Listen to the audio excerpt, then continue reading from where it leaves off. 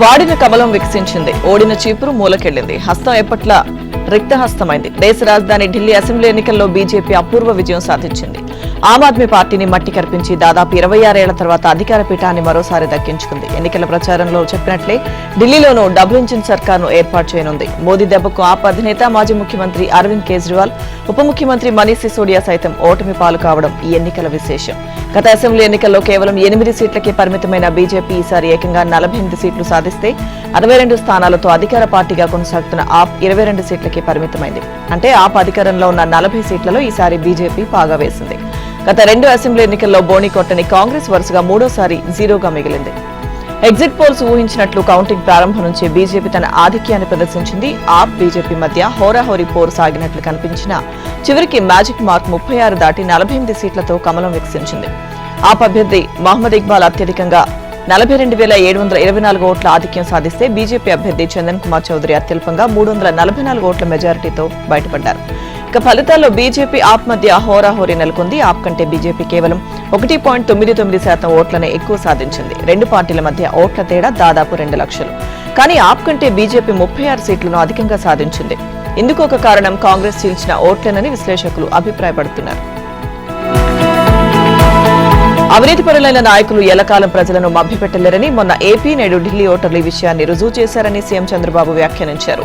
AP Delhi మధ్య చాలా సారూప్యతలు ఉన్నాయన్నారు. ఉండవల్లిలోని తన నివాసంలో ఢిల్లీ ఎన్నికల ఫలితాలపై ఆయన మాట్లాడారు.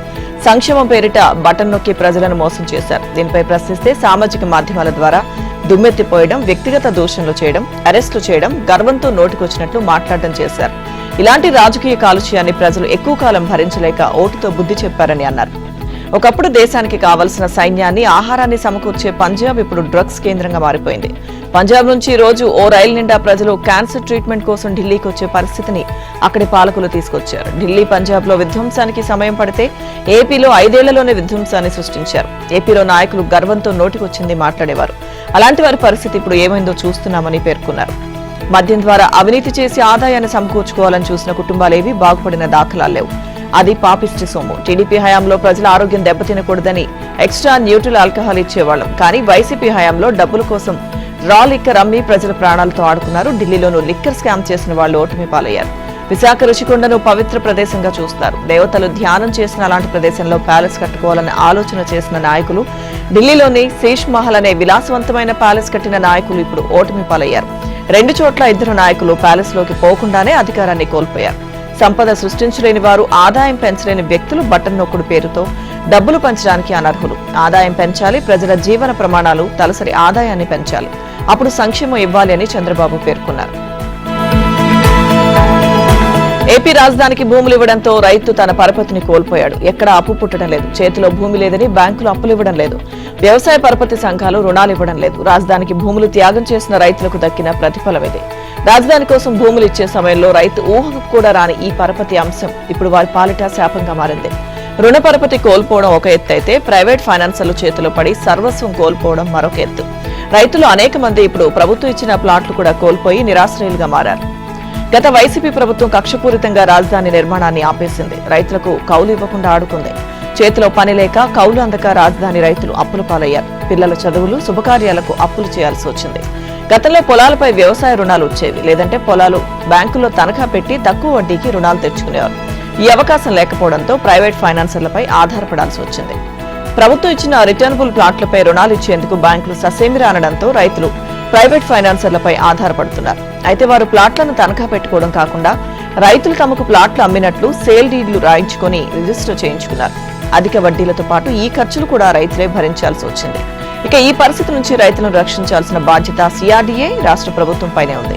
కూటమి ప్రభుత్వం వచ్చి 8 నెలలు కావస్తున్నా ఇప్పటికీ ఆ దిశగా అడుగులు పడకపోవడంతో రైతులు ఆవేదన చెందుతున్నారు. అంతర్రాష్ట్ర జల వివాదానికి తావివ్వకండి, కృష్ణానదిలో గోదావరి జలాలను కలపకండి అంటూ నవ్యాంధ్రప్రదేశ్ రిటైర్డ్ ఇంజనీర్స్ అసోసియేషన్ విజ్ఞప్తి చేసింది. ఈ మేరకు ఒక లేఖను సీఎం చంద్రబాబుకు సంఘం అధ్యక్షుడు ఎం విశ్వేశ్వరరావు రాశారు. బనకచెర్లలో నేరుగా గోదావరి జలాలను ఎత్తిపోయాలి. దీంతో Godavari, Banakacherla head regulator project కృష్ణానది జలాల వివాదాల ట్రైబ్యునల్ పరిధిలోకి వెళ్లదు. కృష్ణానదిలో గోదావరి జలాలను కలిపితే ట్రైబ్యునల్ అవార్డు ప్రకారం 80 టీఎంసీలను మధ్యప్రదేశ్, కర్ణాటక, ఉమ్మడి ఆంధ్రప్రదేశ్ పంచుకోవాల్సి ఉంటుందని ఇంజనీర్ల సంఘం లేఖలో గుర్తు చేసింది. వివాదాలకు తావివ్వకుండా 3 దశల్లో ప్రాజెక్టు నిర్మాణాన్ని చేపట్టాలంటూ ఆ సంఘం కొన్ని ప్రతిపాదనలు సీఎంకు పంపించింది. పోలవరం నుంచి కృష్ణానది జలాలను తాకకుండా తాడిపూడి ఎత్తిపోతల పథకం నుంచి ప్రస్తుతం ఉన్న కాల్వలను 24,000 క్యూసెక్కుల ప్రవాహ సామర్థ్యానికి విస్తరించారు. ఈ కాలువను సాగర్ కుడి ప్రధాన కాలువ 81 కిలోమీటర్ వరకు తీసుకువెళ్లాలి. అక్కడ గోదావరి జలాలు కలవకుండా ఆఫ్టేక్ రెగ్యులేటర్ను నిర్మించి సోమశిల రిజర్వాయర్ కు తరలించాలి. అక్కడి నుంచి బొల్లాపల్లి రిజర్వాయర్ కు ఎత్తిపోయాలన్నారు. బొల్లాపల్లి వద్ద 150 టీఎంసీల సామర్థ్యంతో రిజర్వాయర్ ను నిర్మించి అక్కడ నుంచి వరద కాలువకు అనుసంధానం చేస్తూ కిందకు పంపించాలి. బొల్లాపల్లి నుంచి నల్లమల సాగర్ కు, అక్కడి నుంచి వెలుగొండ ప్రాజెక్టుకు తరలించాలి. నల్లమల రిజర్వాయర్ నుంచి క్రాసింగ్ ఫీడర్ ద్వారా బనకచెర్ల హెడ్ రెగ్యులేటర్ కు టన్నెల్ ద్వారా గోదావరి జలాలు తరలించాలని ప్రతిపాదించారు. విశాఖ నుంచి భీమిలి వరకు సముద్ర తీరాన్ని ఆనుకుని కోస్తా నియంత్రణ మండలి పరిధిలోని అక్రమ నిర్మాణాల లెక్కలు వారంలో తేల్చాలని హైకోర్టు ఆదేశించిన నేపథ్యంలో ఎట్టకేలకు అధికార గణం రంగం కదలికి వచ్చింది. ఇక భీమిలి బీచ్ లో వైసీపీ మాజీ ఎంపీ విజయసాయిరెడ్డి కుమార్తె నేహారెడ్డి అక్రమ నిర్మాణం చేపడుతున్నారంటూ జనసేన నాయకుడు పీతల మూర్తి యాదవ్ ఇటీవల హైకోర్టులో కేసు వేశారు. అనధికార నిర్మాణాలు కూల్చాలని, ఎంత మేరకు ఆక్రమించారో వివరాలు సమర్పించాలని కోర్టు ఆదేశించిన సర్వే బాధ్యత తమది కాదంటూ పలు శాఖల అధికారులు తప్పించుకుంటూ వివరాలు సమర్పించకుండా జాప్యం చేస్తున్నారు. దీనిపై ఈ నెల 5వ తేదీన న్యాయస్థానం గట్టిగా హెచ్చరించింది. అన్ని శాఖల్లో బాగా పనిచేసే అధికారులతో బృందాన్ని నియమించి వారితో సర్వే చేయించి వారం రోజుల్లో వివరాలు సమర్పించాలని ఆదేశించింది. దాంతో Bheemili RDO sangeet Madhur, GVMC town planning DCP Haridas, national institute of oceanography scientist Jawahar, అలాగే భీమిలి జోనల్ కమిషనర్ ప్రేమ ప్రసన్నవాణి, తహసీల్దార్ పైల రామారావు తదితర అధికారుల బృందం శనివారం భీమిలి తీరంలో సర్వే నిర్వహించింది. నేహారెడ్డి నిర్మాణాలు చేపట్టిన ప్రాంతంలో తొలుత సర్వే చేశారు. ఆ తర్వాత ప్రభుత్వ సమీకృత వసతి గృహం నుంచి తిమ్మాపురం తీరం వరకు సర్వే జరిపారు. మీరాలం చెరువుపై నిర్మించనున్న వంతెన హైదరాబాద్ నగరానికి తలమానికంగా ఉండాలని సీఎం రేవంత్ రెడ్డి పురపాలక శాఖ అధికారులకు సూచించారు. గ్రేటర్ హైదరాబాద్ పరిధిలో చేపడుతున్న పలు ప్రాజెక్టులకు సంబంధించిన పనులపై పురపాలక శాఖ ఉన్నతాధికారులు, జీహెచ్ఎంసీ అధికారులతో సీఎం తన నివాసంలో సమీక్ష నిర్వహించారు. మీరాలం చెరువు వద్ద నిర్మించే వంతెనకు సంబంధించి డీపీఆర్ను 90 రోజుల్లో పూర్తి చేయాలని ఆదేశించారు. 30 నెలల్లో వంతెన నిర్మాణ పనులు పూర్తి చేయాలని, హైదరాబాద్లో అత్యంత ప్రముఖ ప్రాంతంగా మీరాలం వంతెనను తీర్చిదిద్దాలని సూచించారు. చిన్నపిల్లలను దృష్టిలో ఉంచుకుని వంతెన పరిసరాలను ఆహ్లాదంగా రూపొందించాలని ఆదేశించారు. ఇక 2.425 కిలోమీటర్ల వంతెన నిర్మాణం కోసం 3 ప్రతిపాదనలు సిద్ధం చేసినట్టుగా అధికారులు సీఎంకు వివరించారు. హైదరాబాద్ నగరంలో కొత్తగా నిర్మిస్తున్న వంతెనల మీద లోతుగా అధ్యయనం చేయాలని జీహెచ్ఎంసీ అధికారులకు ఆదేశించారు. రహదారుల విస్తరణపై పలు సూచనలు చేశారు. 2 రోజుల్లో ఇందుకు సంబంధించిన సమగ్ర వివరాలతో రావాలని అధికారులకు సీఎం రేవంత్ రెడ్డి సూచించారు. తెలంగాణలోని వివిధ కార్పొరేషన్ల కోసం స్పెషల్ పర్పస్ వెహికల్ కింద తీసుకున్న రుణాలను పునర్వ్యవస్థీకరించాలని డిప్యూటీ సీఎం భట్టి విక్రమార్క కేంద్ర ఆర్థిక మంత్రి నిర్మలా సీతారామన్ కు విజ్ఞప్తి చేశారు. ఈ మేరకు ఆయన ఢిల్లీలో ఆమెను కలిసి వినతిపత్రం ఇచ్చారు. గత ప్రభుత్వం 2014 నుంచి 2023 వరకు సాగు, తాగునీటి కోసం కార్పొరేషన్లను ఏర్పాటు చేసి ఎస్పీవీల కింద రుణాలు తీసుకుందని తెలిపారు. ఇలాంటి వాటికి అసలు వడ్డీని అలాగే ప్రభుత్వ బడ్జెట్ నుంచి చెల్లిస్తున్నట్టుగా చెప్పారు. కాళేశ్వరం ప్రాజెక్టు కోసం power finance corporation, rural electrification కార్పొరేషన్ల నుంచి 10%, 11% వడ్డీ రేట్లతో 31,795 కోట్ల రుణం తీసుకున్నారని, ఇతర కార్పొరేషన్ల కోసం అధిక వడ్డీలతో రుణాలు తెచ్చారని తెలిపారు. కొత్తగా ఏర్పడిన కాంగ్రెస్ ప్రభుత్వానికి ఈ అప్పులు పెద్ద గుదిబండగా పరిణమించాయన్నారు. ఈ దృష్ట్యా వడ్డీ రేట్లను తగ్గించడం, దీర్ఘకాలిక రుణాలుగా మార్చడం వంటి రీస్ట్రక్చరింగ్ చర్యలు చేపట్టాలని, దీనికి సంబంధించి రుణ వితరణకు సంస్థలకు మార్గదర్శకాలు జారీ చేయాలని కోరారు. ఏపీ పునర్వ్యవస్థీకరణ చట్టం ప్రకారం రాష్ట్రంలోని 9 వెనుకబడిన ఉమ్మడి జిల్లాలకు ఏటా 450 కోట్ల చొప్పున నిధులు విడుదల చేయాల్సి ఉందని భట్టి తెలిపారు. మొత్తం 1800 కోట్లు విడుదల చేయాలని కోరారు. కులగణన ద్వారా బీసీలకు సామాజిక న్యాయం అందించేందుకు తెలంగాణ ప్రభుత్వం చిత్తశుద్దితో పనిచేస్తుందని బీసీ రవాణా శాఖల మంత్రి పొన్నం ప్రభాకర్ స్పష్టం చేశారు. బీసీ కమిషన్, బీసీ సంఘాల ప్రతినిధులు, బీసీ మేధావులతో ప్రభుత్వ సలహాదారు కె కేశవరావుతో కలిసి ఆయన సచివాలయంలో సమావేశమయ్యారు. ప్రభుత్వం అత్యంత పారదర్శకంగా నిర్వహించిన కులగణన సర్వేపై కొన్ని ప్రతిపక్ష పార్టీలు అభ్యంతరాలు లేవనెత్తి సర్వేను తప్పుపడుతున్నందున వాస్తవ పరిస్థితి వివరించేందుకే ఈ సమావేశమని మంత్రి పొన్నం ప్రభాకర్ తెలిపారు. అనంతరం బీసీ సంఘాల ప్రతినిధులు లేవనెత్తిన సందేహాలను నివృత్తి చేశారు. అలాగే గ్రేటర్ హైదరాబాద్ పరిధిలో సర్వే పూర్తిగా జరగలేదంటూ వచ్చిన ఫిర్యాదులను ప్రభుత్వం పరిశీలిస్తుందని మంత్రి చెప్పారు. ఇక ముఖ్యమంత్రి నేతృత్వంలో కులగణనను అత్యంత పారదర్శకంగా నిర్వహించిన రాష్ట్ర ప్రభుత్వంపై బీజేపీ, బీఆర్ఎస్ తప్పుడు విమర్శలు చేస్తున్నాయని పొన్నం పేర్కొన్నారు. కాగా బీసీలకు 42% రిజర్వేషన్ల అంశానికి చట్టబద్దత కల్పించాలని, తమిళనాడు తరహా రిజర్వేషన్లు అమలు చేయాలని బీసీ సంఘాల ప్రతినిధులు ఈ సందర్భంగా మంత్రిని కోరారు. తెలంగాణ ప్రభుత్వం పల్లె పోరుకు అధికార యంత్రాంగం సిద్ధమవుతోంది. గ్రామ పంచాయతీ ఎన్నికల నిర్వహణకు అవసరమైన కసరత్తు చేస్తోంది. నోటిఫికేషన్ ఎప్పుడొచ్చినా ఎన్నికల ప్రక్రియను సజావుగా చేపట్టడానికి సమాయత్తమవుతుంది. సిబ్బంది ఎంపిక, వారికి శిక్షణ, పోలింగ్ కేంద్రాల గుర్తింపు, ఎన్నికల గుర్తులు తదితర అంశాలపై అధికారులు కొద్ది రోజులుగా కసరత్తు చేస్తున్నారు. తెలంగాణలో గ్రామాల సంఖ్య పెరగడంతో బ్యాలెట్ బాక్సుల అవసరం మరింత ఏర్పడింది. అందుకే పక్క రాష్ట్రాల నుంచి బాక్సులు తెప్పిస్తున్నారు. అలాగే గ్రామాలు, వార్డుల వారీగా కావాల్సిన బ్యాలెట్ పత్రాల అవసరాన్ని అంచనా వేస్తున్నారు. పోలింగ్ కేంద్రాల ఎంపిక ఇప్పటికే పూర్తయింది. ఇక ఎన్నికల్లో విధులు నిర్వహించడానికి ఉపాధ్యాయులతో పాటు ఇతర శాఖల ఉద్యోగులను గుర్తించారు. గ్రామ పంచాయతీ ఎన్నికలకు సంబంధించి గుర్తులపై తుది కసరత్తు పూర్తయింది. సర్పంచ్ అభ్యర్థులకు 30 గుర్తులు, వార్డు సభ్యులకు 20 గుర్తులను ఆమోదించినట్లుగా తెలుస్తోంది. దాదాపు ఇవే గుర్తులు ఖరారయ్యే అవకాశం ఉంది. తెలంగాణలోని పల్లెల్లో ప్రస్తుతం ఎన్నికల రిజర్వేషన్లే హాట్ టాపిక్ గా మారాయి.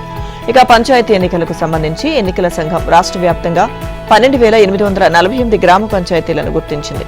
వీటన్నింటికీ ఎన్నికలు జరగనున్నాయి. ఆప్ను ఓడించడం ద్వారా మద్యం కుంభకోణంపై ఢిల్లీ ప్రజలు విస్పష్ట తీర్పు ఇచ్చారని కేంద్ర మంత్రి, బీజేపీ రాష్ట్ర అధ్యక్షుడు కిషన్ రెడ్డి అన్నారు. ఇక 10 ఏళ్ల కిందట అన్నా హజారే చేపట్టిన అవినీతి వ్యతిరేక ఉద్యమంలో కేజ్రీవాల్ కలుపు మొక్కలా పనిచేశారని, అధికారంలోకి వచ్చిన తర్వాత కేజ్రీవాల్ లిక్కర్ స్కామ్లు, బీర్, బ్రాందీల్లో మునిగి తేలారని విమర్శించారు. వాటర్ స్కామ్, రాజ్ మహల్లా సీఎం నివాసం నిర్మాణం, ఆప్ మంత్రుల అవినీతి, అక్రమాలు, అబద్ధపు ప్రచారాలతో పాటు అమలుకు నోచుకుని హామీలు కూడా ఆప్ ఓటమికి కారణాలని, ప్రధానమైనది లిక్కర్ స్కామ్ అని పేర్కొన్నారు. ఇక తెలంగాణలోనూ బీజేపీ అధికారంలోకి రావడం ఖాయమని, ఆ మేరకు ఇక్కడ అనుకూల పరిస్థితులు ఉన్నాయని పేర్కొన్నారు. మరోవైపు ఢిల్లీ ప్రజలు ఆప్ను చీపురుతో చీకొట్టారని కేంద్ర మంత్రి బండి సంజయ్ అన్నారు. హస్తాన్ని చిదిమేశారని, కమలాన్ని వికసింపచేశారని వ్యాఖ్యానించారు. అక్రమాలతో జైలుకు వెళ్లిన కేజ్రీవాల్ లాంటి నాయకుడు తమకొద్దని, మోదీ నాయకత్వంలో నీతివంతమైన పాలన కావాలని ఢిల్లీ ప్రజలు ఆకాంక్షించారని బండి పేర్కొన్నారు. ఢిల్లీ అసెంబ్లీ ఎన్నికల ఫలితాల నేపథ్యంలో బీఆర్ఎస్ వర్కింగ్ ప్రెసిడెంట్ కేటీఆర్ ముఖ్యమంత్రి రేవంత్ రెడ్డిపై తీవ్ర విమర్శలు చేశారు. సీఎం రేవంత్ రెడ్డిది ఐరన్ లెగ్ అని, ఢిల్లీ ఎన్నికల ప్రచారానికి వెళ్లి కాంగ్రెస్ పార్టీకి గుండు సున్నా తెచ్చారని ఎద్దేవా చేశారు. కాంగ్రెస్ పతనాన్ని మహారాష్ట్రలో ప్రారంభించిన రేవంత్ రెడ్డి ఢిల్లీలో ముగించారని, రాబోయే రోజుల్లోనూ ఇదే పద్ధతి కొనసాగుతుందని విమర్శించారు. ఇక తెలంగాణ భవన్లో సిర్పూర్, కాగజ్ నగర్, వికారాబాద్ కు చెందిన బీఆర్ఎస్ కార్యకర్తలతో కేటీఆర్ వేర్వేరుగా సమావేశమయ్యారు.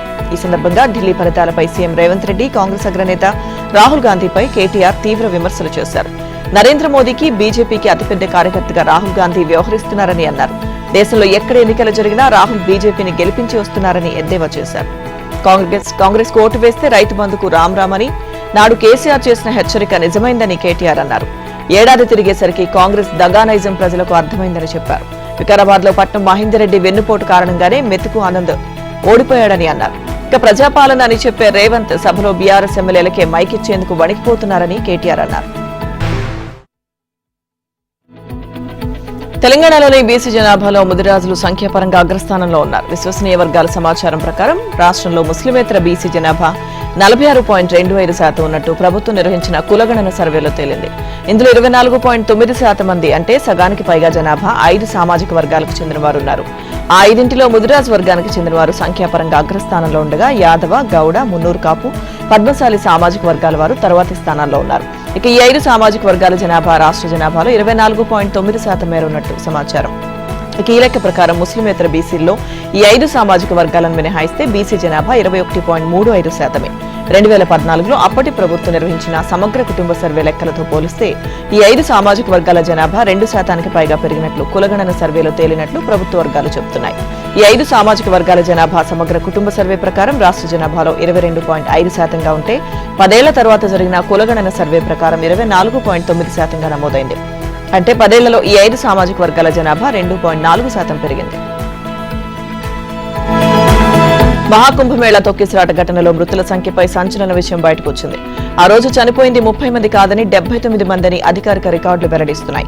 తొక్కిసలాటలో 30 మంది మృతి చెందారని యూపీ ప్రభుత్వం గత వారం ప్రకటించగా ఆ తర్వాత మృతుల సంఖ్యపై మళ్లీ ప్రకటన చేయలేదు. అయితే ప్రయాగ్రాజ్లోని Motilal Nehru medical college, Swaroop Rani hospital సహా 4 ఆసుపత్రుల్లో పరిశీలన చేసిన న్యూస్ లాండ్రీ అనే మీడియా సంస్థ జనవరి 29న జరిగిన తొక్కిసలాటలో మరణించిన వారి సంఖ్యను 79గా తేల్చింది. మృతదేహాలను ఒకే ప్రదేశం నుంచి బాధిత కుటుంబాలకు అందజేశామని యూపీ ప్రభుత్వం చెబుతున్న మోతిలాల్ నెహ్రూ మెడికల్ కాలేజ్ కు న్యూస్ లాండ్రీ బృందం వెళ్లింది. అక్కడ 69 మందితో కూడిన జాబితాను ఒక అధికారి చూపించారు.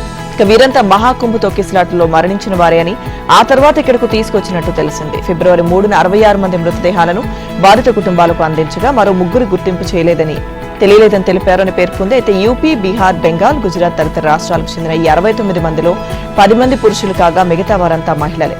ఒక మృతదేహానికి కూడా పోస్ట్ మార్టం చేయలేదని తెలిసింది. వీలైనంత త్వరగా మృతదేహాలను వారికి ఇళ్లకు పంపాలని అధికారులు హడావుడి చేశారని అధికారి తెలియజేశారు.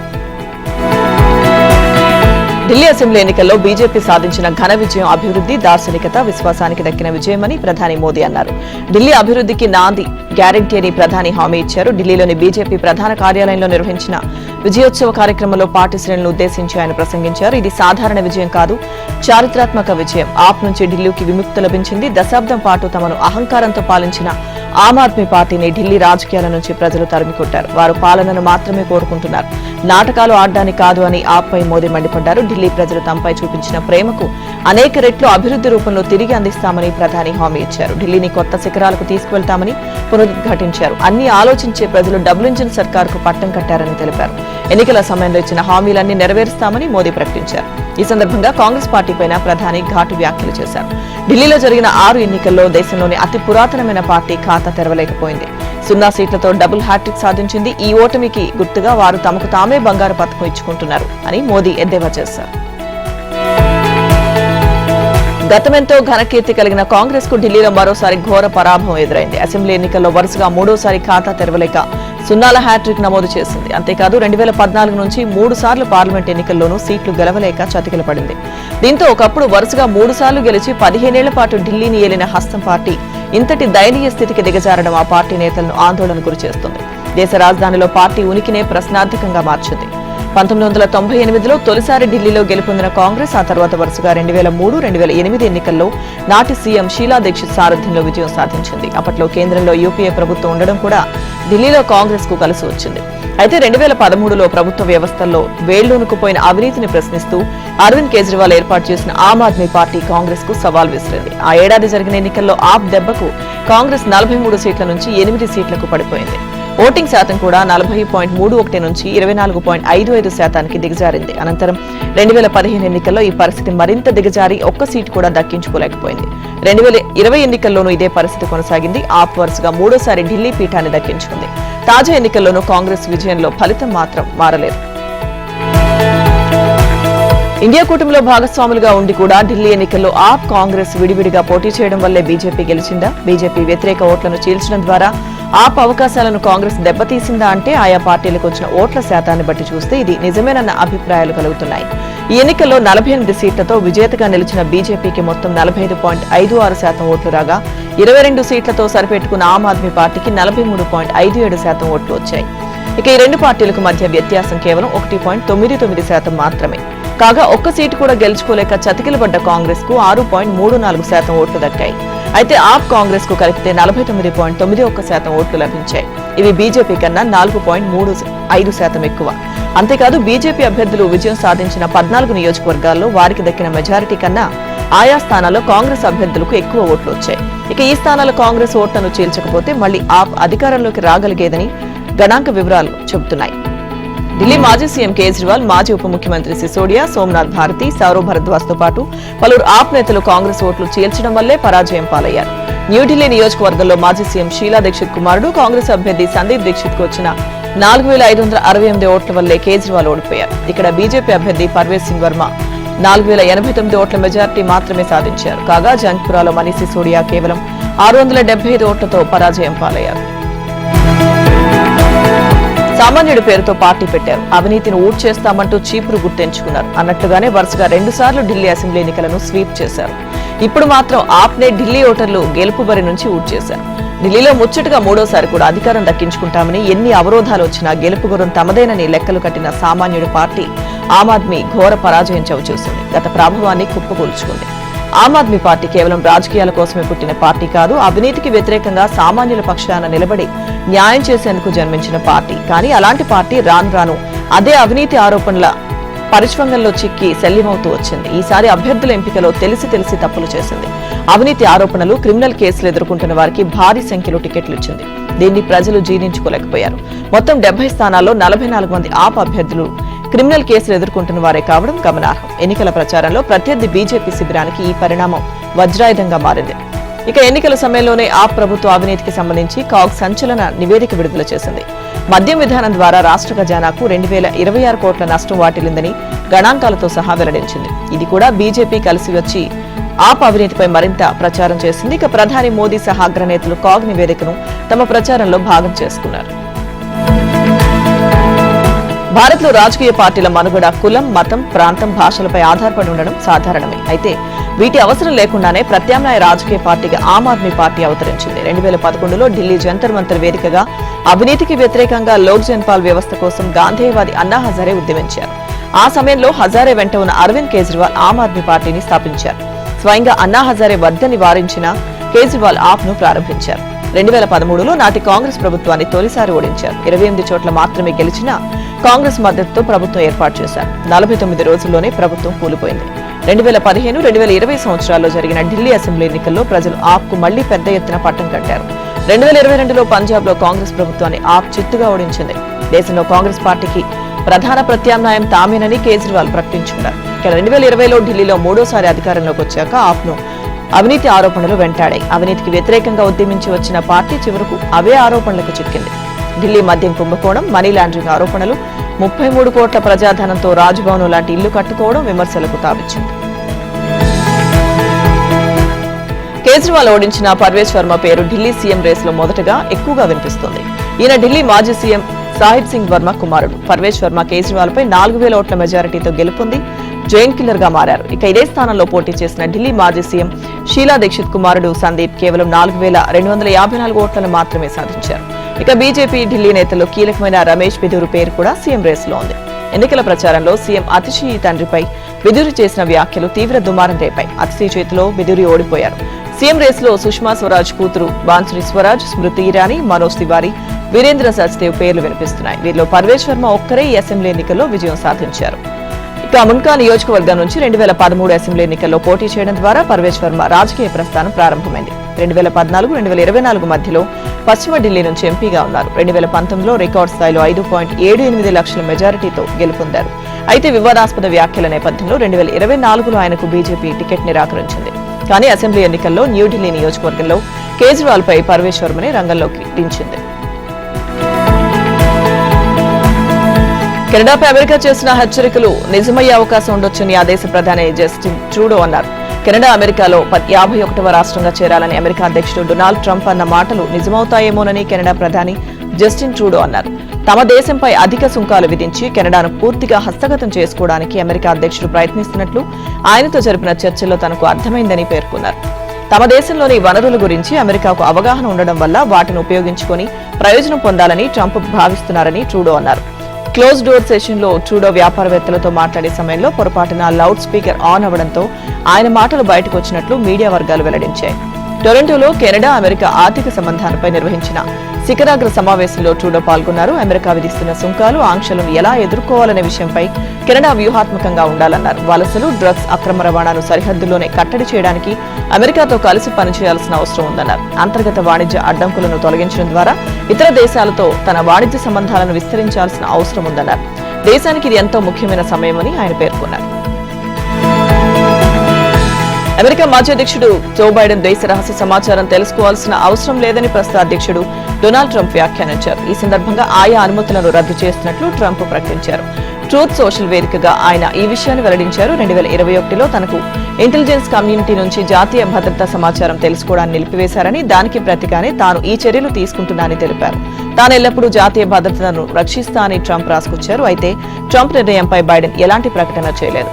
అమెరికా మాజీ అధ్యక్షుడు జో బైడెన్ దేశ రహస్య సమాచారం తెలుసుకోవాల్సిన అవసరం లేదని ప్రస్తుత అధ్యక్షుడు ట్రంప్ వ్యాఖ్యానించారు. ఈ సందర్భంగా ఆయా అనుమతులు రద్దు చేసినట్లుగా ఆయన ప్రకటించారు. ట్రూత్ సోషల్ వేదికగా ఈ విషయాన్ని వెల్లడించారు. ప్రస్తుతం జో బైడెన్ రహస్య సమాచారం పొందాల్సిన అవసరం లేదు, అందువల్ల మేము వెంటనే ఆయన భద్రతా అనుమతులు రద్దు చేస్తున్నాం. ఆయన రోజువారీ ఇంటెలిజెన్స్ బ్రీఫింగ్లను నిలిపివేస్తున్నాం.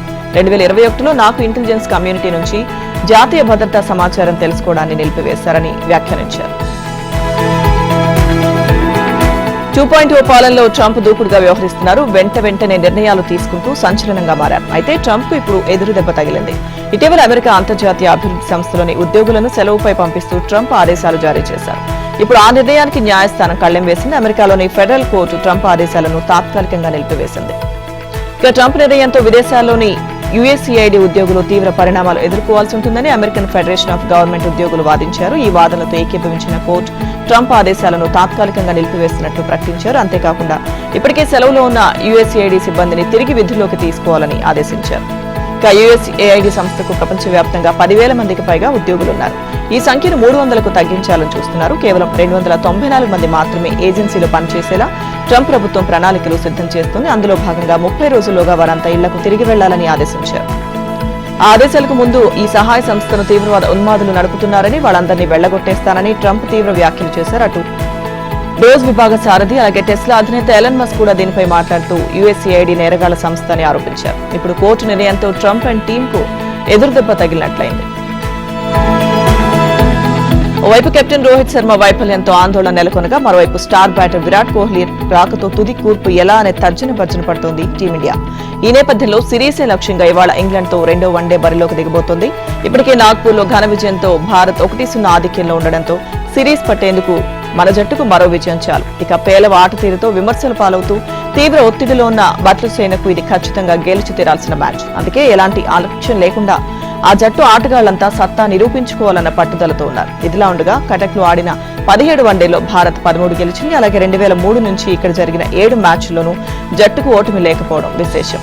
మోకాలి గాయంతో తొలి వన్డేకు దూరమైన విరాట్ కోహ్లీ రెండో మ్యాచ్లో ఆడడం ఖాయమే. అతను ఫిట్ గానే ఉన్నాడని టీమిండియా బ్యాటింగ్ కోచ్ కోటక్ కూడా స్పష్టం చేశాడు. అయితే విరాట్ రాక్తో జట్టులో చోటు కోల్పోయేది ఎవరనేది చర్చనీయాంశంగా మారింది.